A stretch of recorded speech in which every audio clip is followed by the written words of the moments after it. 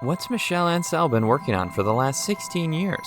Stick around until the end if you want to hear about another title that Michel Ancel is currently working on apart from Beyond Good and Evil 2. Welcome back, fellow Space Monkeys, to Part 2 of Michel Ancel's development history. In Part 1, we started in the year 1990 with the video game Brain Blasters.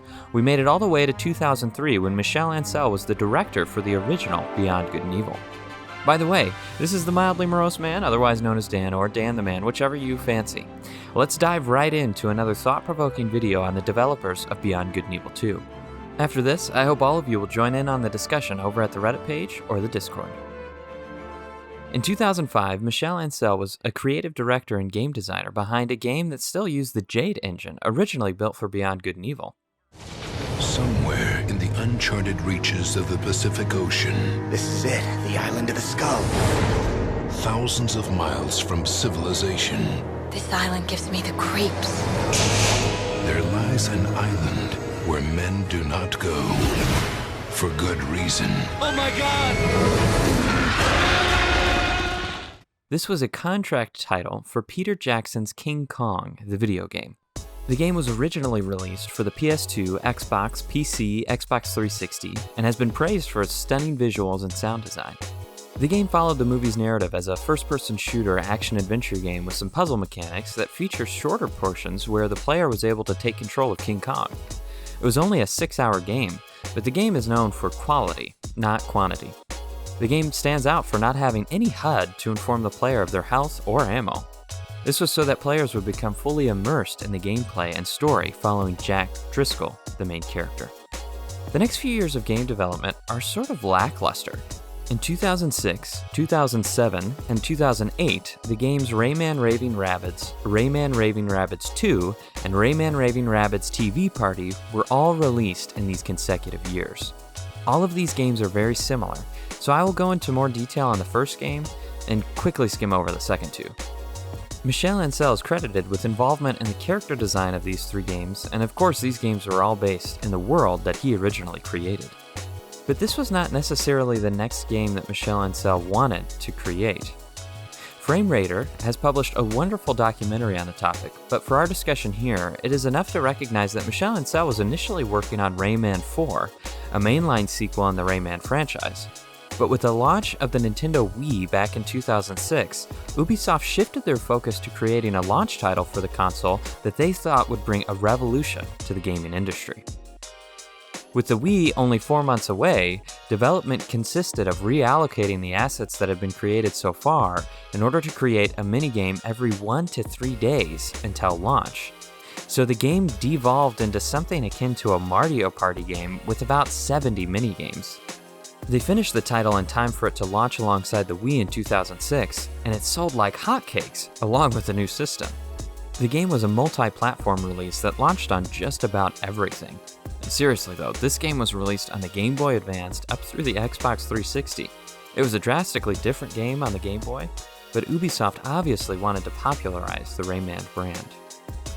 The game's storyline consists of Rayman getting captured by the Rabbids and forced to compete in minigame challenges for his freedom. The game was fun back in the day, but party games were really common on the Wii. The humor had a Monty Python feel to it and fits into the hysterical world that Michel Ancel created. And although it was another party game among many, it sold very well. So, of course, there were sequels. And I don't mean to overgeneralize, but I don't find the sequels very interesting. It seems to me that Rayman Raving Rabbids 2 was the same thing with less story and less minigames. Another YouTuber claims there's nothing here worth experiencing. TV Party, which released in 2008, seemed to follow this trend, but it incorporates the Wii Balance Board into some of the minigames. But it's actually hard to tell how involved Michel Ancel was in the Rabbids series as it went on. His vision for a new title in the mainline series was obviously put on hold, and he was on a team with many others where it has been established that some of his ideas lost out to others within the group. So, if Michel Ancel wasn't devoting all of his time to this weird Rabbids offshoot of video games, what else was he working on for the 6 years between the release of King Kong in 2005 and Rayman Origins in 2011? Well, I think he was spending this time trying to figure out how to make the sequel to Beyond Good and Evil that he was dreaming of. Some of you might not know this, but It was made public back in 2008 that a BGE sequel was in development at Ubisoft, and in the following year, a short concept trailer leaked showing off what a new game might look like. The team faced many challenges making its vision a reality, and morale was running low for the team.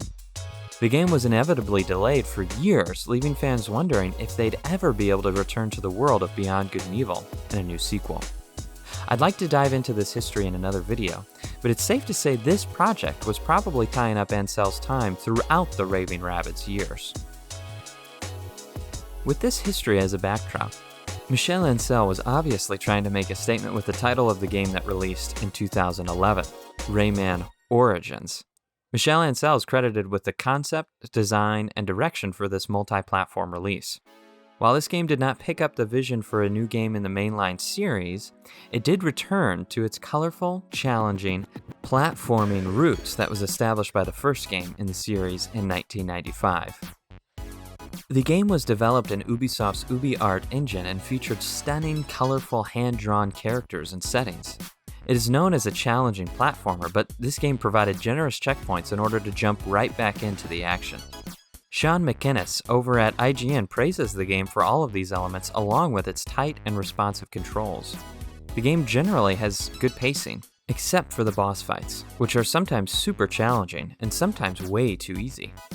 It features tons of collectibles, and it can be an enjoyable offline co-op experience where you and your friends can take on these 2D platforming levels together.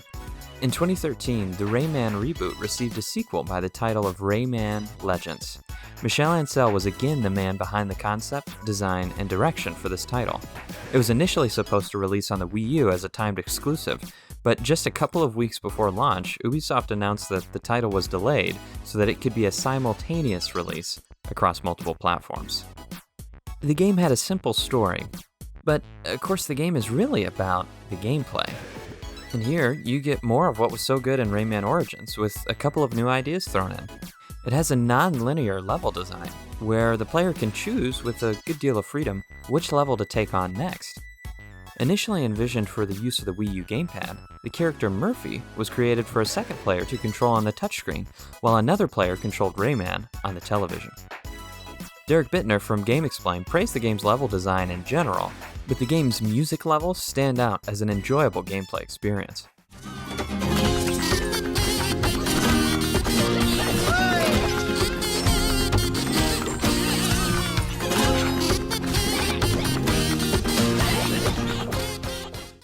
This was the last game that Michel Ancel has worked on that has been released to this day. But did you know that he is actually working on another title alongside Beyond Good and Evil 2? Michel Ancel is working on a title that might be a PS4 exclusive because gameplay footage has only been shown on that console. The title of the game is Wild. Cobra from Cobra TV explains the game as a No Man's Sky experience except for cavemen. The world is procedurally generated and might technically be able to produce landscape forever. This will be a massive open-world title fueled by exploration and gameplay not necessarily defined by a drawn-out narrative or consecutive missions. The main gameplay consists of mastering the druid-like ability to control animals in the wild. Not only can you ride animals like bears, but you will be able to learn how to take over their minds and explore the world using their mobility and abilities. There has been talk of multiplayer, but it doesn't sound like everyone will be playing in one persistent world. Multiplayer will either happen by invitation or by joining a particular server, but joining a server might involve PvP with other players. It's hard to say what Michel's involvement with Wild has been since development with Beyond Good and Evil 2 has ramped up, but I imagine that Wild will be releasing before BGE2. But of course that brings us to Michel Ancel's development with the main title we are all anticipating, Beyond Good and Evil 2. For those of you who don't know, Beyond Good and Evil 2 is a prequel to the original game. It has been described as a space opera by the developers.